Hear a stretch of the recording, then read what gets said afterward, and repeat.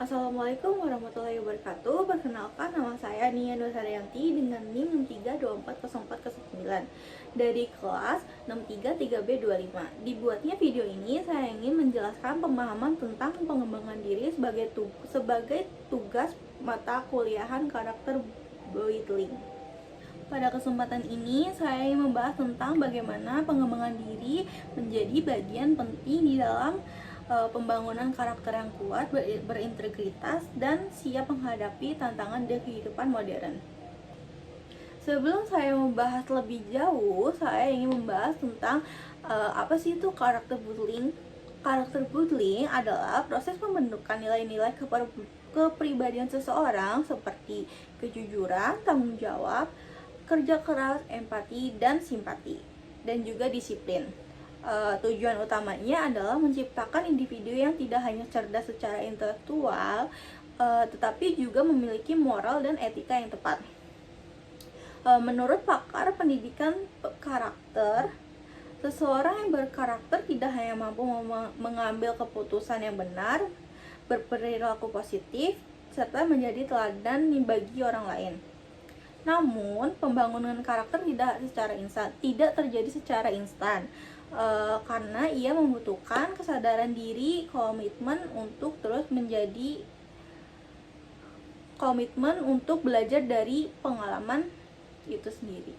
Pengembangan diri adalah upaya untuk meningkatkan kemampuan, pengetahuan, dan kepribadian seseorang agar dapat mencapai potensi terbaiknya. Tanpa pengembangan diri, pembentukan karakter akan berjalan lambat, bahkan bisa berhenti di tempat.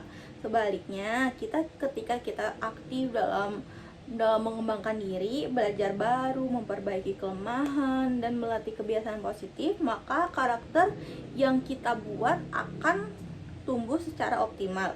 Misalnya, ketika kita berlatih untuk bangun pagi, terus belajar tepat waktu, konsisten dalam mengerjakan tugas, tanggung jawab, dan membutuhkan tanggung jawab yang sesuai, atau ketika kita belajar menerima kritik dan memperbaiki kesalahan yang telah kita buat, atau kita sedang membangun kerendahan hati dan keterbukaan terhadap perubahan.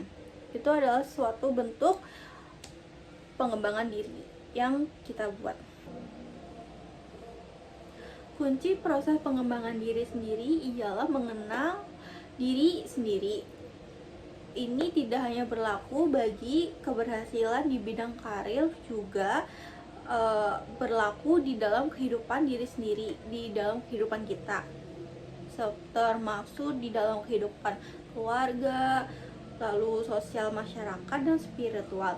Dengan mengenal diri sendiri, seseorang mengetahui apa saja yang mesti ada di tujuan hidupnya. Dengan itu, kita akan menyadari kemampuan dan bakat-bakat yang kita tahu untuk kita gunakan untuk mencapai tujuan yang kita punya. Dengan demikian, kita akan mampu menemukan makna dan kepenuhan yang ada di dalam hidup kita. Di sini ada beberapa cara untuk pengembangan diri kita sendiri. Yang pertama, ada metode.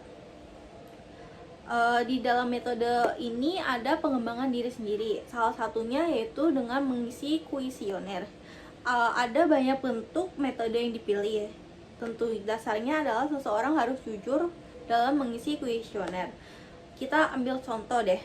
Banyak orang yang gak jujur untuk mengisi kuesioner, terlebih lagi bila hasil kuesioner tersebut dinilai oleh pihak lain. Mereka mengira menulis jawaban yang ideal dapat mendapatkan hasil yang sangat baik, padahal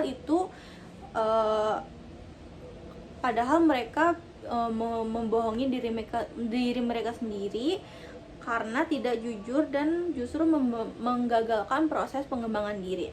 Penyebab utamanya adalah karena banyak orang yang bersikap untuk memenuhi harapan orang lain. Ketidakjujuran dan ketidakmampuan untuk bersikap apa adanya membuat mereka tidak jadi diri mereka sendiri. Yang kedua yaitu kejujuran. Seringkali menjadi jujur terasa sangat menyakitkan. Banyak orang yang merasa bahwa orang lain atau lingkungan sebagai sumber kegagalan. Seringkali orang tidak mampu jujur pada diri sendiri karena salah dalam memahami keberhasilan yang sedang mereka raih. Padahal, memahami diri sendiri dengan pikiran jernih tanpa dibebani prasangka dan harapan ketakutan dapat dilakukan agar pengembangan diri dapat berjalan dengan lancar. Yang ketiga, disiplin.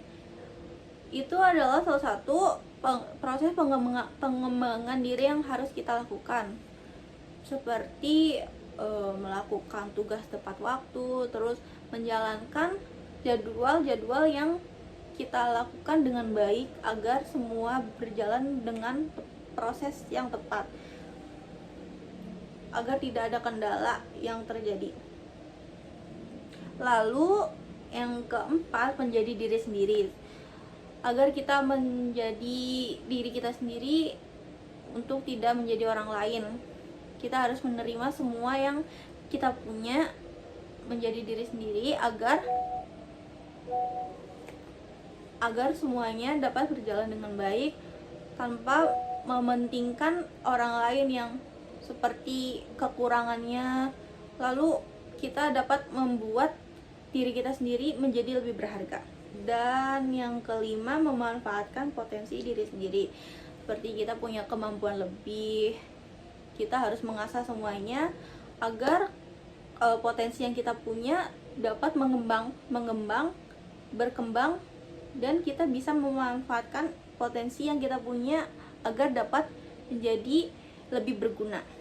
Proses pengembangan diri tidaklah mudah. Seringkali kita dihadapi dengan rasa malas, tekanan dari luar, keraguan. Disinilah karakter kekuatan kita diuji.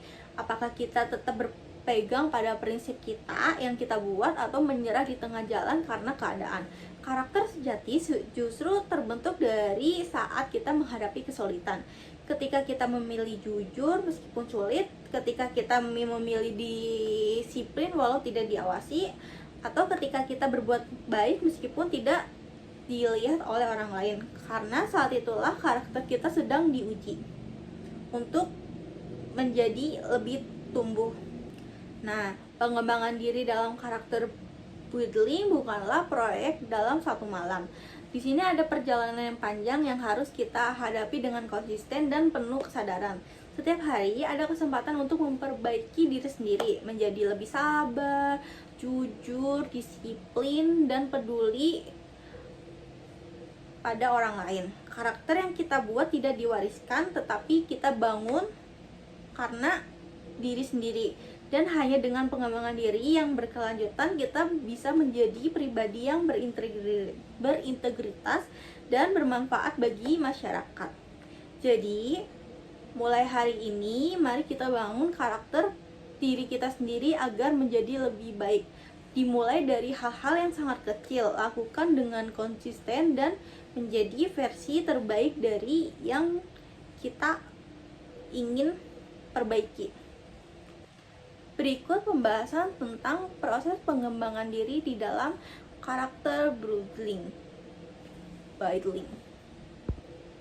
Berikut adalah pembahasan tentang proses pengembangan diri di dalam karakter building.